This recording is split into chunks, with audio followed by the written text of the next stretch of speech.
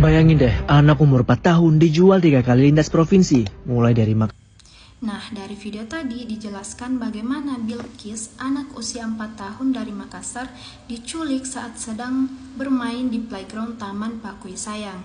Lebih parahnya lagi, Bilqis dijual sampai berkali-kali, mulai dari harga 3 juta, 30 juta, hingga menginjak angka 80 juta ke kelompok tertentu sampai ke Jambi.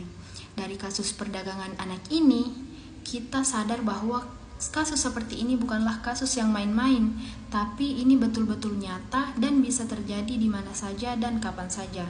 Nah, kalau kita lihat dari teori yang namanya situational theory of the public, ada alasan mengapa kasus ini begitu cepat menyebar dan sangat cepat membuat heboh masyarakat.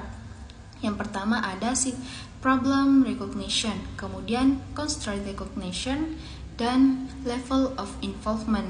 Nah, problem recognition di mana orang sadar bahwa ada masalah besar yang terjadi.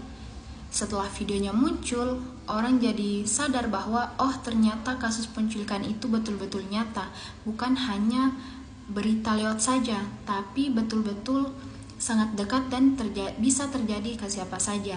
Maksudnya adalah orang-orang baru mengakui bahwa ini adalah kasus yang serius setelah mereka melihat contoh nyata dan detail dari kasus ini. Kemudian constraint recognition. Di sini orang ingin membantu, tapi mereka bingung harus apa. Nah, banyak dari kita yang biasa berpikir bahwa saya hanya orang biasa, apa yang bisa saya lakukan, apa yang bisa saya bantukan. Karena dilihat bahwa kasus ini bukanlah kasus yang kecil, jaringannya sangat luas, pelakunya sangat banyak, dan hingga lintas daerah.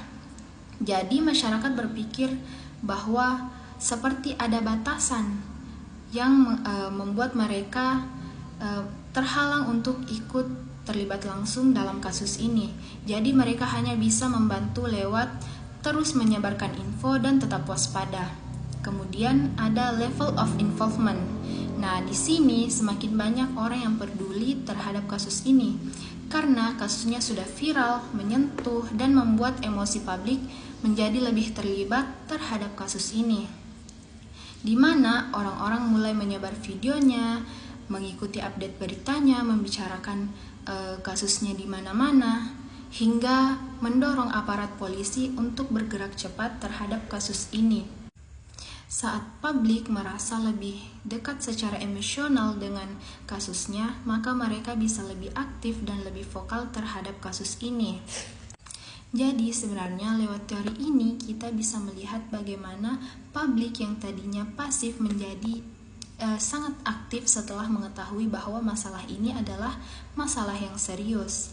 Nah, video seperti ini sangat membantu untuk membangun awareness terutama soal keamanan anak. Semoga dengan semakin banyaknya orang yang peduli, kasus seperti ini bisa dicegah dan tidak terulang lagi. Dari kasus Bilqis ini, kita benar-benar diajari dan diingatkan bahwa kita semua harus tetap waspada terutama soal keamanan anak dan soal keamanan diri sendiri.